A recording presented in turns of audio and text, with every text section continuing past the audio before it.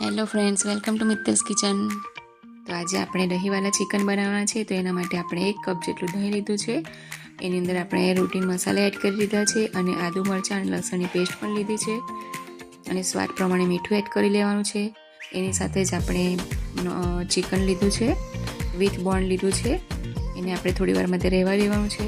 હવે એક પેનમાં આપણે તેલ અને તેજાના એડ કરીને પછી એની અંદર કાંદા અને ટામેટાને ફાઇન કાપી લીધા છે અને એને આપણે કૂક કરવાના છે. હવે આપણે જે ચિકન મેરિનેટ કરીને મૂક્યું હતું એની અંદર આપણે ફુદીનો એડ કર્યો છે થોડો, જે ઓપ્શનલ છે, તમારે એડ ન કરવું હોય તો ન કરવાનું.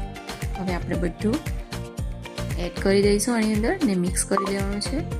હવે બધું બરાબર કૂક થવા દેવાનું છે ચિકનને. હવે રેડી છે.